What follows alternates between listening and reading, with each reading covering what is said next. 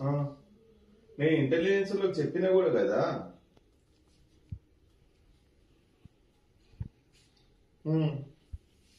కరెక్టే గానీ ఇప్పుడు మేము చేస్తున్న కార్యక్రమం ఏంది? ఇంటెలిజెన్స్ లో చెప్పినా మేము మీరు ప్రివెంటివ్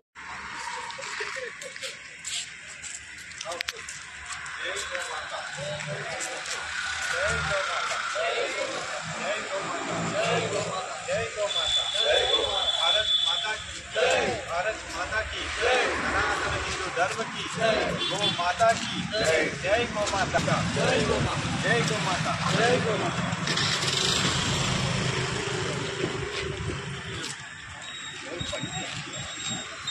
जय गौ माता जय गौ माता जय गौ माता जय गौ माता।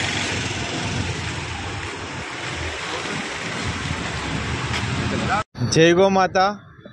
ఈరోజు తెలంగాణ రాష్ట్ర ప్రభుత్వము ఏవైతే పశుసంవర్ధక శాఖ నుంచి ప్రతి గోశాలకు గోవులకు ఏవైతే లంపీ సందర్భంగా వస్తున్న డిసీజ్ లంపీ వ్యాధితో బాధపడుతున్న గోవులకు ఏదైతే చికిత్స ఇంజెక్షన్స్ ఇవ్వాలో ల్యాక్ ఆఫ్ ఇంజెక్షన్స్ అనేది అంటే ఇంజెక్షన్ల కొరత ఉన్న కారణంగా ఏ గోవులకు కూడా ఇంజెక్షన్ చేయడం జరుగుతలేదు. ఈరోజు ప్రతి గోశాలలో ఉన్న ఆవులు ఇలాంటి చిన్న చిన్న దద్దులతోని ఇంత పెద్దగా మారి చీము పుండ్లతోని గోవులు అతి కిరాతకంగా చనిపోతున్నాయి. కాబట్టి అలాంటి వాటిని రక్షించాల్సిన బాధ్యత రాష్ట్ర ప్రభుత్వంపై ఉన్నది.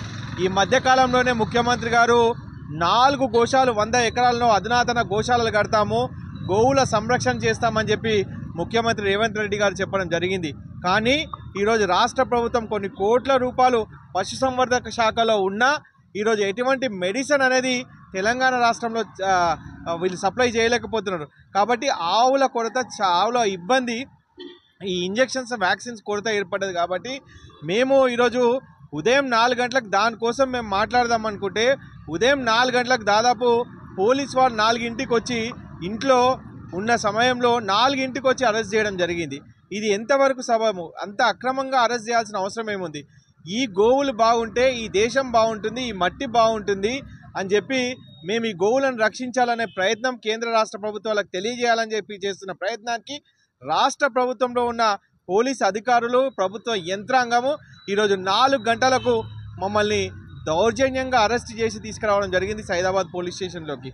ఇప్పుడే మేము చీఫ్ సెక్రటరీ గారిని కలవాలని చెప్పి ఒక 4 రిప్రజెంటేషన్స్కు అవకాశం ఇస్తే ఇప్పుడు డీసీపీ గారితోని మా అన్నగారు సహదేవ్ యాదవ్ గారు డీసీపీ గారితో మాట్లాడి 4కి పర్మిషన్ అక్కడ ఇస్తే ఇప్పుడు పోలీస్ స్టేషన్ నుంచి ఉదయం నుంచి ఇక్కడే ఉండి చీఫ్ సెక్రటరీని కలవడానికి వెళ్తున్నాం. ప్రభుత్వం దృష్టికి తీసుకొస్తాం. ప్రతి ఒక్కరి బాధ్యత. అమ్మలాంటి ఆవు చనిపోతుంటే మనకు బాధ్యత లేదా? అలాంటి గోవుల రక్షణ లేకపోతే మన భవిష్యత్ తరాలు బాగుండరు, మనం బాగుండం. కాబట్టి గోరక్షణే మన రక్షణ. అందరం కలిసి ఈ గోవులను లంపీ వ్యాధి నుంచి కాపాడాలని చెప్పి మనస్ఫూర్తిగా మీ మీడియా ద్వారా ప్రజలకు విజ్ఞప్తి చేస్తున్నాం. భారత్ మాతాకి జై, గో మాతాకి జై.